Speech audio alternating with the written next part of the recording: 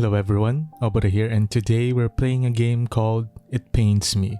Or rather, we're reading it because it's a visual novel. It's a horror visual novel about a painter struggling to finish his masterpiece, his piece de resistance. So yeah, other than that, I have no idea what else this is about. Let's begin. Okay, that laugh is pretty creepy. I did read that there was voice acting in here. I'm not sure if it's gonna be fully voice acted, so I'm not gonna be sure if there's gonna be a reason for me to even be here. Every night I find myself alone in the studio. Curtains drawn tight, my neat row of paints, palette and brushes in the same place on a drawer by the easel. The canvas upon it sits, as always, unfinished. Marisa painted pace, frozen in silent song. Okay, so he's painting someone called Marie. I wonder if that's his lover or something? Or someone meaningful to him. Oh, it's a blank face. Oh, is it gonna be like we're gonna make choices and then the outcome, the ending is gonna be her face. It's gonna be the output or how we see Marie. Is that gonna be it? I'm not sure. It's laid out, as it always is when I awaken here. Marie is nowhere to be found. Is Marie dead? She must be, right? Because this is probably a tribute painting to her beloved. To his beloved, I mean. Because I've done that before. I made a painting, or rather a digital painting, of someone close to me when she passed away. She must still be at the theater. Even when the curtains fall and the stage's lights dim, the night is forever young to its star sopranos. Oh wait, is he parasocial? About like a celebrity called Marie? It's curious. I keep on making assumptions without reading the whole fucking story, so I'm sorry if I'm jumping to conclusion every time. It's been a while. It's been a while since I played these types of game. I would always wait outside her dressing room. Roses in hand, scores of other bright-eyed admirers spilling through the halls, though she alone was mine, and I was hers. Okay, so they were probably lovers, huh? It's cold, bitterly cold tonight, but still I draw the curtains and open the windows wide. There's a stench in the room, the stench of cum stains in my window curtain. I'm just kidding. Deep and damp and sickly sweet that I can't ever seem to be rid of. Besides that, the fumes from the linseed oil make my head spin.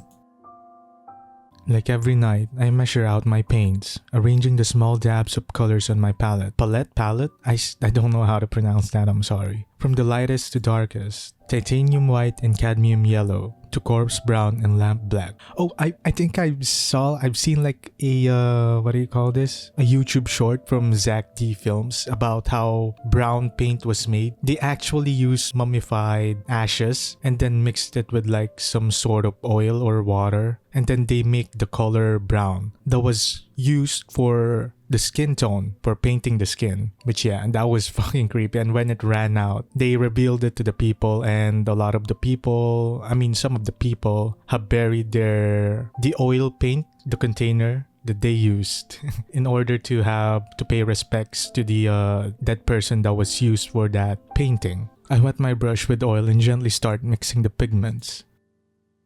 It feels just a little bit like magic, watching them swirl and mix, forming new colors from old. I'm thinking if I think I have tried painting like traditionally, like mixing paints, but it's definitely harder to mix the paint and it's definitely a lot more expensive. If I were to paint Marie, right, let's say first, would I start with her face or her hair? Because I'm gonna do this in my own process, like how I would draw something. I would probably start with her face. I mix a tone as warm as her cheeks as I envision Marie's sweet face in my mind's eye. Her lips like roses, the graceful turn of her nose, and those eyes that glitter like stars under candlelight. He is a romantic, huh? The way he says these phrases, it's no use. I can't see her. I can't focus. Her features are as blurred in my mind as the mess of oil and pigment smeared across my canvas. Okay, so we're not gonna do it again this time, huh? I sigh and scrape it off with a palette knife and mix a deep blend of black and red for the background instead. Did anything change? I don't think so, right? I apply my paint with a generous dab of oil, but it seems I didn't have to. The canvas is still wet from the last night and the night before. I must have painted and repainted the same background countless times. Okay, so he has been, I wouldn't say procrastinating, but rather, he is emotionally affected by whatever happened to Marie, that he couldn't even try to remember her face features, and he just couldn't bring himself to paint her face. So that's why he has been working on the background for days on end. To say it's difficult to paint by lamplight, my muse nowhere in sight, is an understatement, of course. But lately, these nightly hours are the only time I find myself able to lift my brush. Also, I thought about it too. If he has nothing to use as reference, it's definitely harder to do it. So that's why I also guess that's another struggle. But it seems like he's a successful painter, and using reference to him might not that be much of a challenge, or not using reference might not be a challenge for him. I stop every few strokes. I had joked that the pain that forced me away from the tailor's shop meant that I could finally return to my paintings, at the very least. I was never any good at humor. Marie had sensed my worries, consoled me sweetly in her voice that could charm stone to life. Oh, Sam, don't worry. I have roles lined up for months. Go ahead and paint. We can still live comfortably. Oh. Okay, yeah, it is. Okay, now I see. He's an artist, and even in the older era, artists don't make that much. That's why they have to worry about it financially. It seems like, at least. And it doesn't seem like he's parasocial towards Marie. It seems like they are actually living together. But yeah, like in here, Marie seems to be the breadwinner. It hurt. A small part of it did. Beyond the physical, beyond the ailments, to seek her permission. To be unable to care for my darling the way I had when we were young, brimming with talent but crushingly unknown. Well, she had been.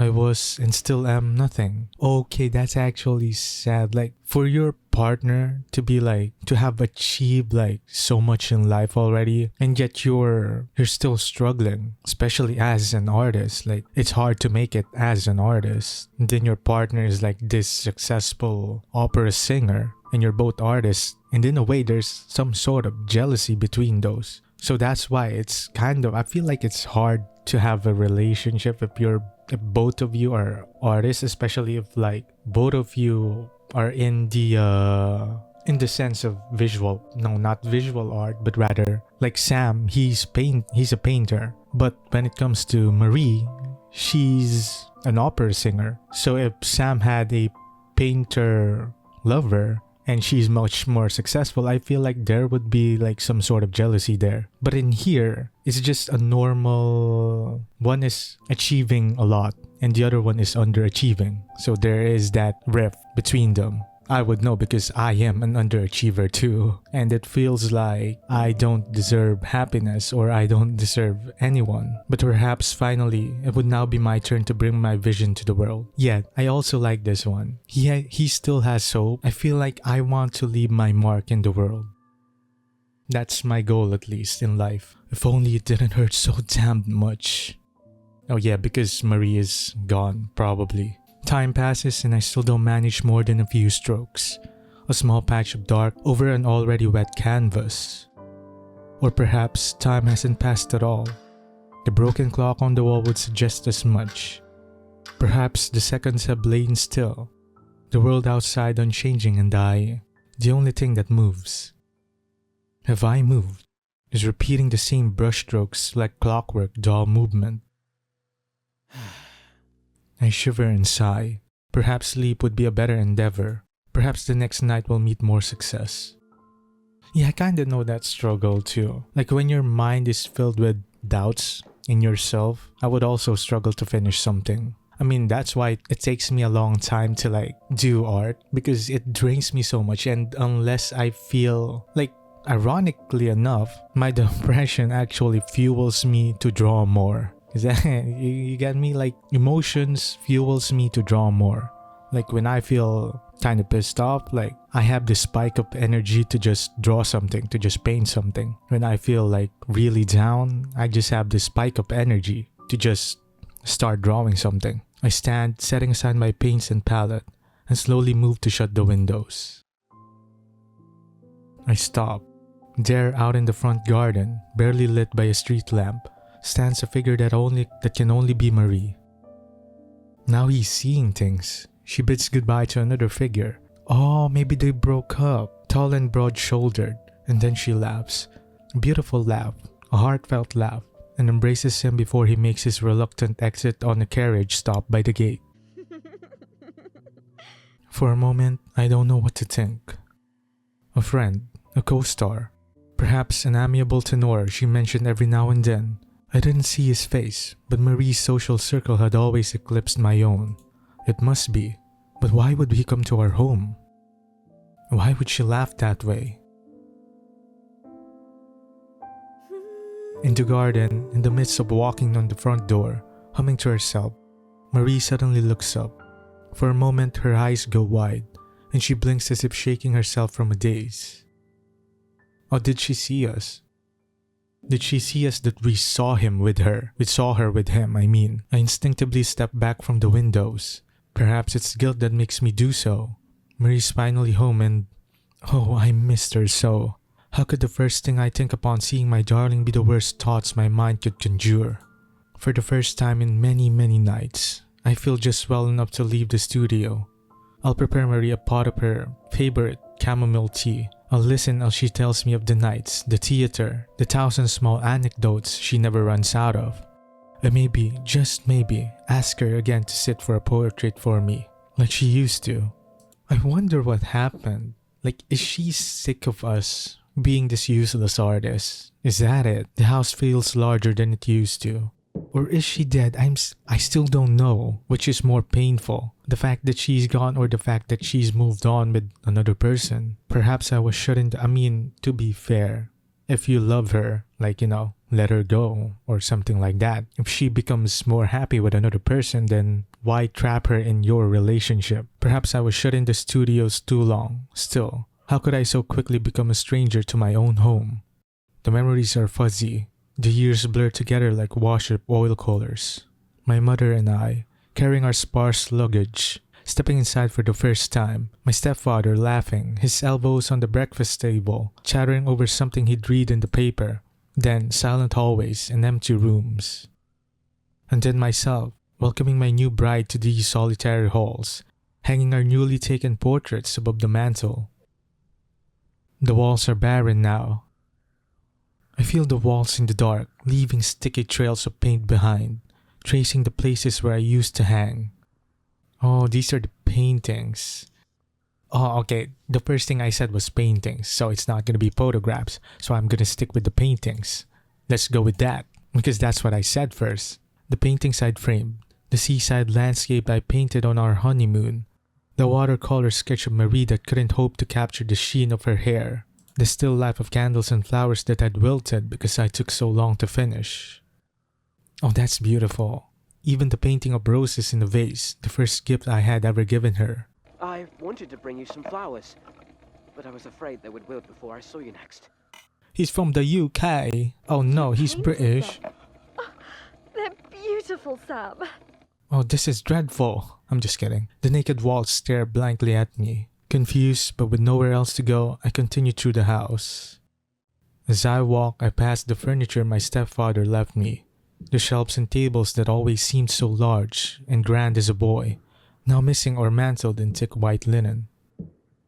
They remind me of corpses on a hospital table, laying dead still, covered in sheets. Marie? I try to call out, but phlegm blocks my throat. I cough. Long and drawn and wet, and then once more attempt to voice her name. Marie. It slicks off my tongue like a serpent uncoiling. It's kinda disgusting. I had always loved her name, so tender and sweet. Free of harsh syllables. Marie.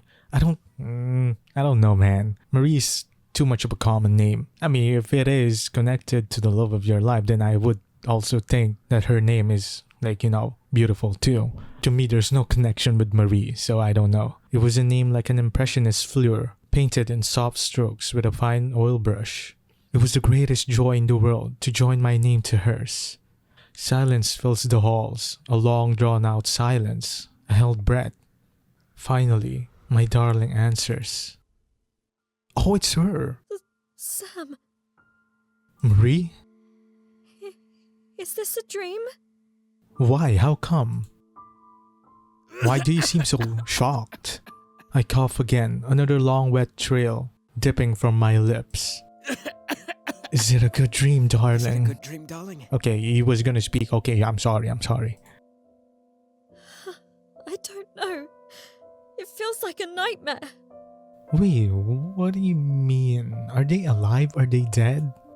An awful, wretched nightmare. Does she think we're dead? Were we in a coma? I limp towards the sound of her voice, so musical, so lovely, even at the brink of tears. Don't cry, darling, I want to say, but thick, syrupy liquid fills my throat. No matter what troubles you, I am here. Is she gonna burn me? She stands at the edge of the staircase, shaking, a candlestick in hand. The steps are sticky and wet. I inch carefully, practically at a crawl, not to slip.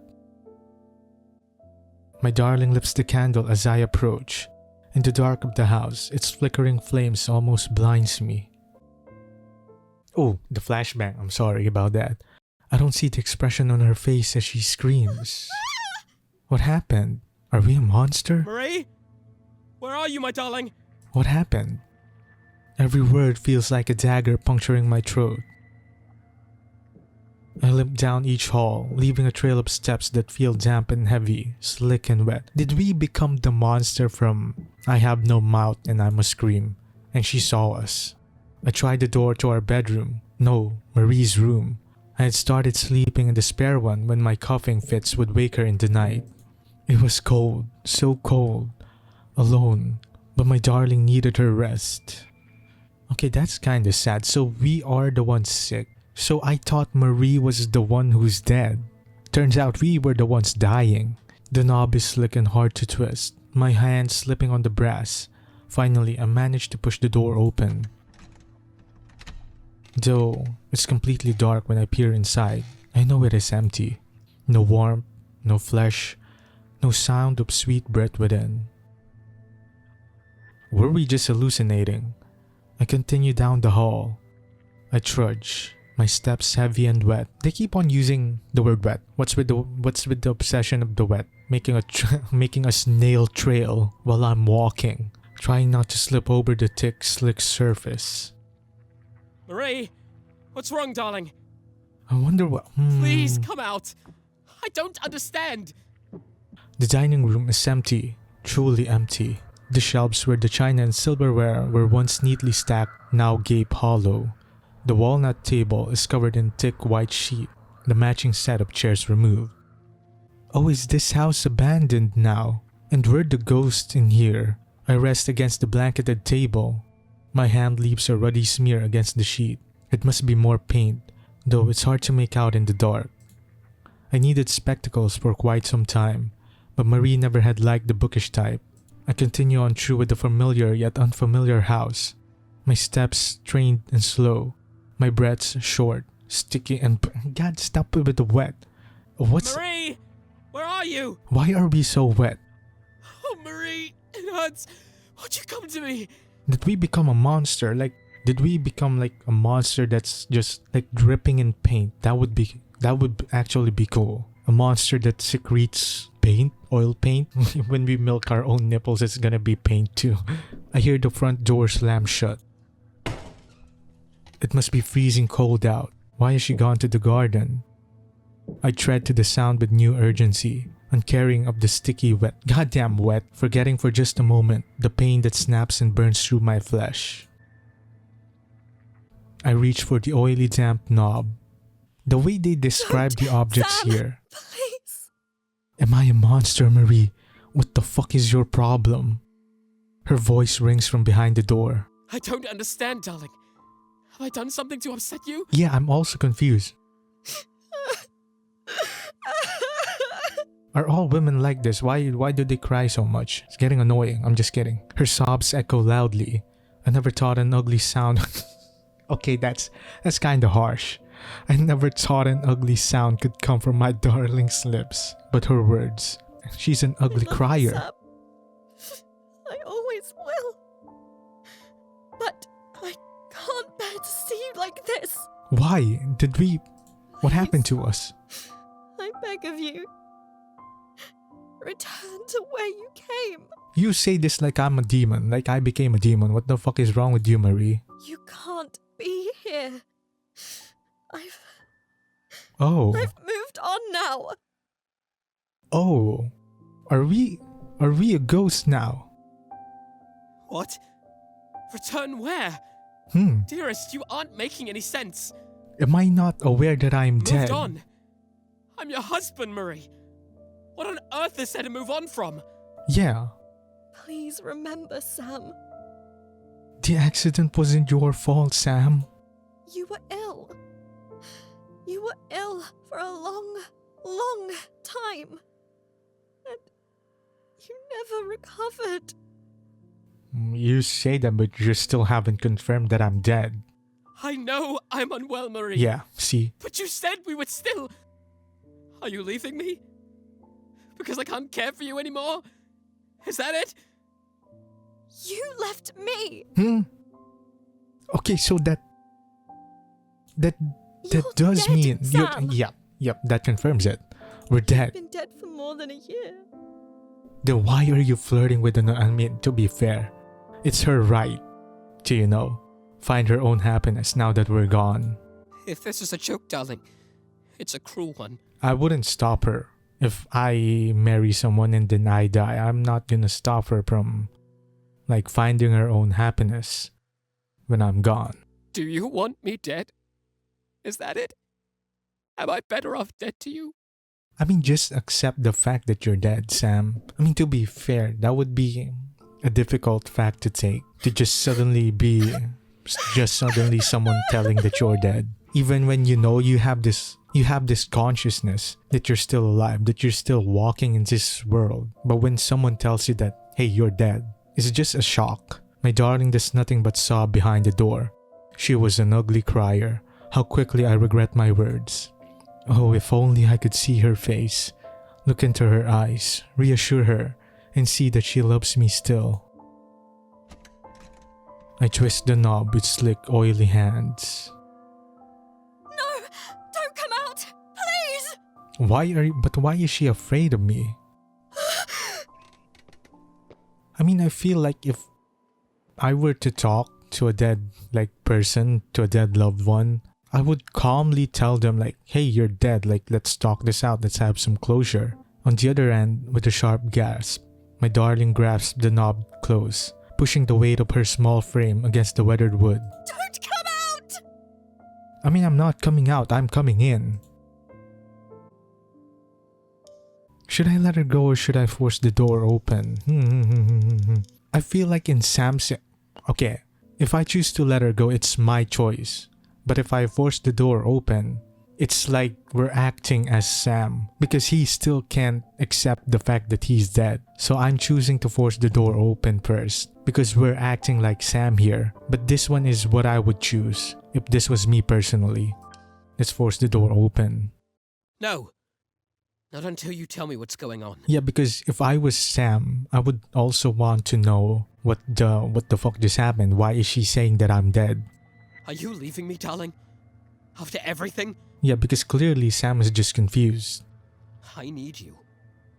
I need you!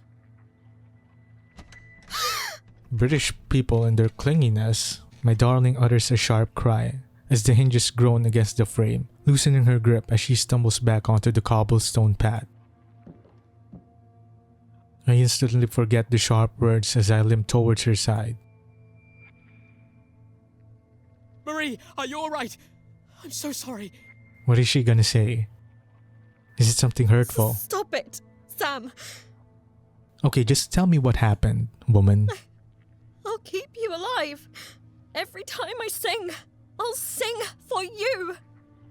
I mean, that's fair. Like, don't forget me kind of thing. I'll keep you in my song. In my art.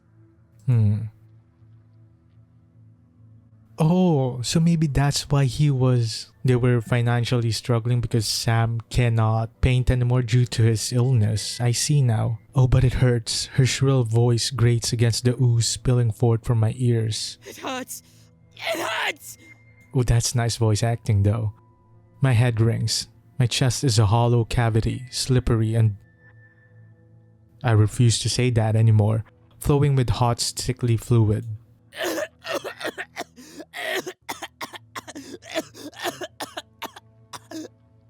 I don't hear the phlegm. You're clearly faking it, Sam. Like, let me hear the phlegm. Let me hear you producing something. Do some Arthur Morgan type shit. I cough and spew more syrupy warm liquid from my lips. Your art, it was always about you. Now he's the jealous type. Your fame, your voice, your needs, your wants, your desires. You were a work of art, of course, but did you ever think about me? Okay. He's becoming a vengeful ghost now. Did you ever think about poor Poor Sam Sam. dying alone in a cold, white room? Poor Sam, who couldn't even hold a brush in his hands at the end.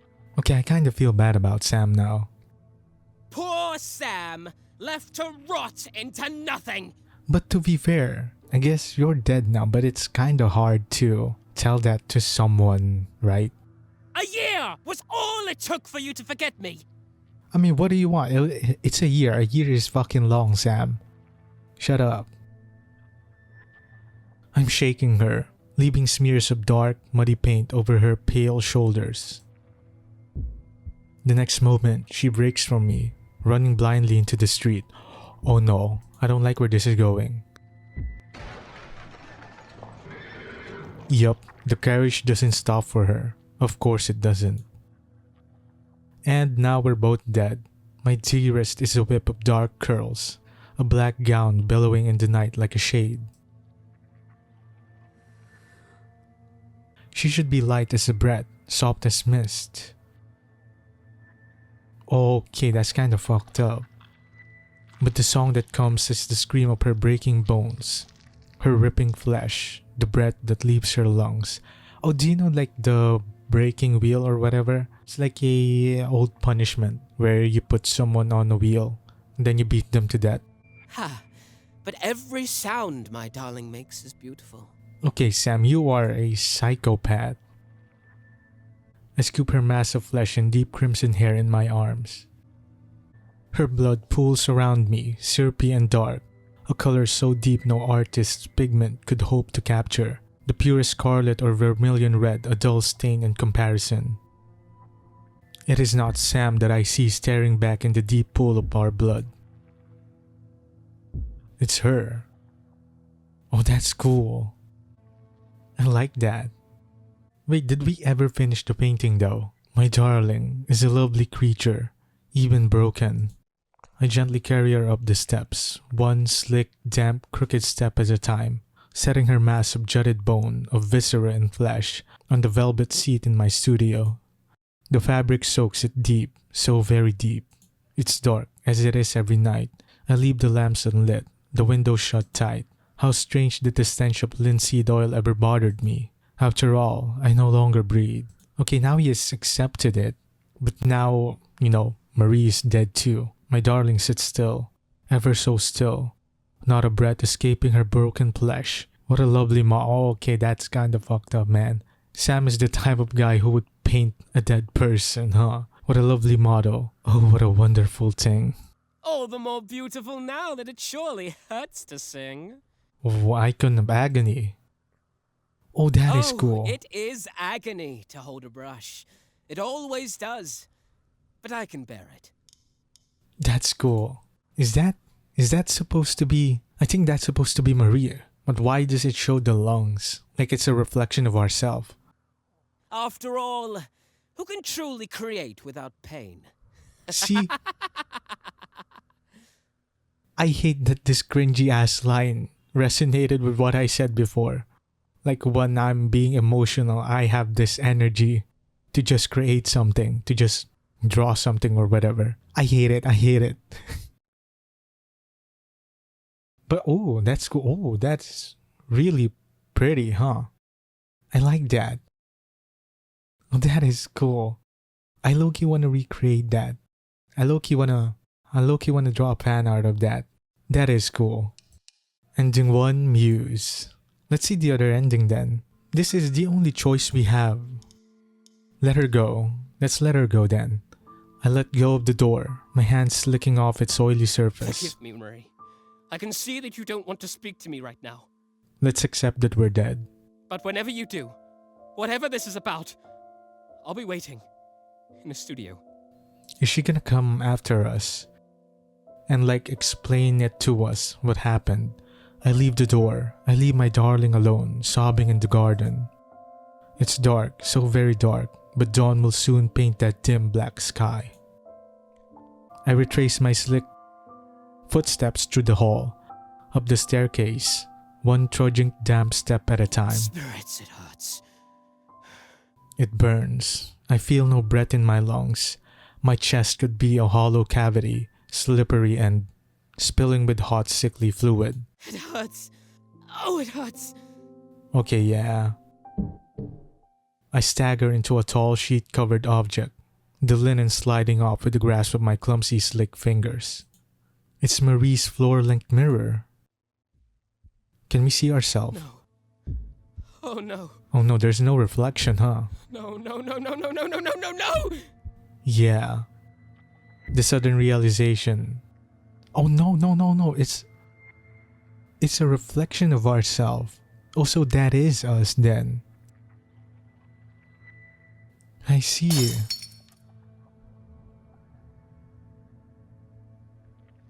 I thought this was supposed to be Maria.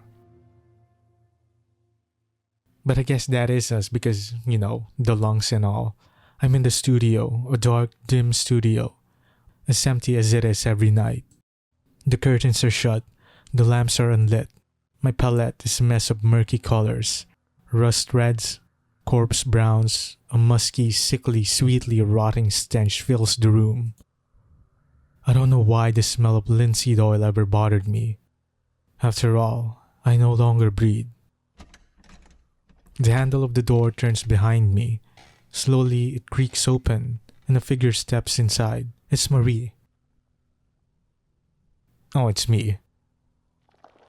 He limps more than he steps in crooked motions against the floor, dragging his body along like a wide brush as swaths of red pool at his feet. I watch him pull himself before the canvas. Samuel. Samuel, of Icon of Affliction. The one from before was Icon of Agony. He speaks in my mother's voice, a tone that could swell with warmth or derision, command or dependency, pride or disappointment in a moment's notice. Please, give up your suffering.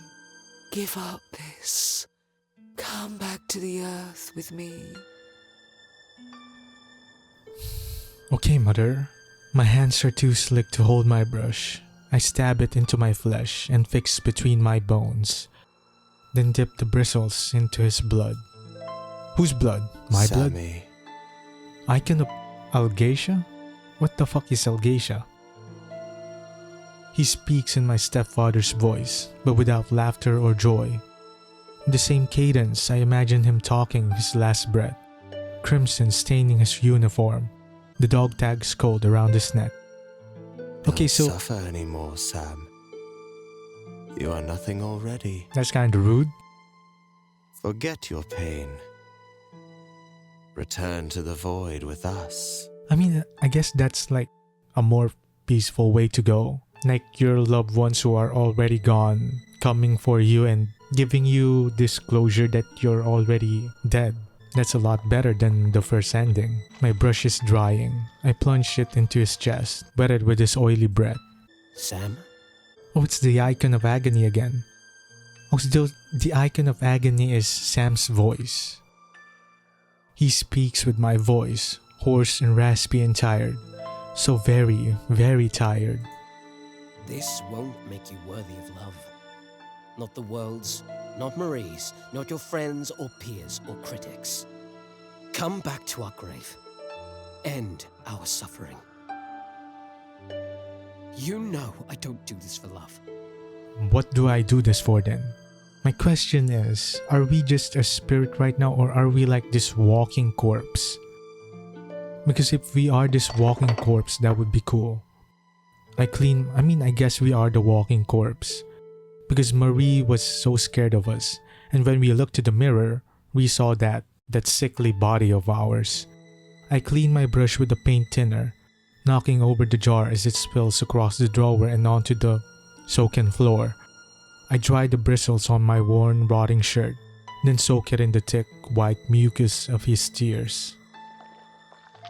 My words are only partially true, just as his words are not fully wrong. Neither my rotting corpse nor the memory of what once was Sam will gain a thing from this toil.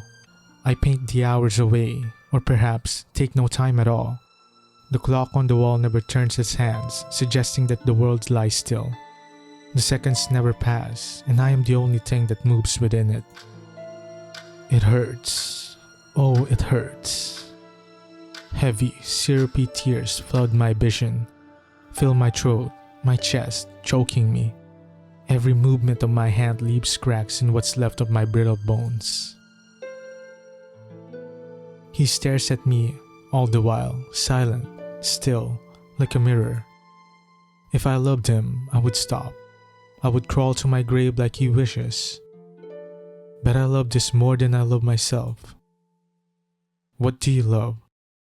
I birth him from within me. As I create, so too am I born. And he and I are beautiful. Okay, so was that a painting of ourselves then?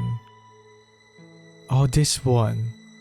In the end, we painted ourselves. We didn't paint Marie, but why did we paint Marie as a monster? It's a self-portrait. Why did we paint Marie as a monster then? Okay, that was actually cool. But I guess the cliche of having the "oh, you're the one who's already dead" has been used a lot of the times already, that it's not as surprising to me, but still it did shock me a little bit because, like I said in the beginning, I thought Marie was the one who's dead, and turns out we were the one who's dead. But yeah, that was really cool. Plus, I like the art too. Wait, there's more? Investigate. I did see that there were 3 endings. I stepped through the darkness of the house, inch by inch, choking back dust and tears that threatened to spill. It had been months since I last stepped foot here, but every floorboard, every turn of its halls are as familiar to me as when the sunlight once shone through the windows. Also, there is a 3rd ending then. Sam always opened the windows when he worked in his studio. Oh, we're not Sam anymore, huh? No matter the weather, no matter how rainy or freezing cold. The same windows that now were open, gaping from the garden outside. Or are we playing as Marie? Someone had been through his house. Everything of value I had taken with me months ago. Oh, we are playing as Marie, I think. But though I could not bear to stay here any longer, I could bear it even less to let this place go. Sam had grown up here. This place meant so much to him, and I had so many memories, housed here, deep within its walls. I didn't mean to spend less and less time within them as the years went on. I didn't mean to give Sam less and less. But I did. And then he was gone. My heels clack against the wooden floorboards as my footsteps echo in the dark. I stop at the doorway of the kitchen. That old rickety shelf gapes out, empty, while the walnut table silently stands between a muffled sheet. On Sundays, when he wasn't off to the tailor's at the crack of dawn, we would have breakfast together. I remember how he'd sit at that very table, combing through the newspaper, carefully clipping out any new photograph of me that appeared. Oh, we are playing as Marie. Yep, we are. A sound snaps me out of my memories. Muffled footsteps, not mine. Okay, so this was when we saw Sam. So now we're gonna meet him again. We're gonna see what he looks like. A voice calling my name. My heart stops in my chest. I swear, I can hear it. Him. Not the academy student in a hand-me-down green coat full of life, nor the man who waited by my dressing room with roses, almost too shy to present them to me, and not the man in paint-stained apron, hunched over a canvas, eyes locked in concentration. The owner of the voice cannot be that man, but it has his voice. So did we create a monster calling out to me?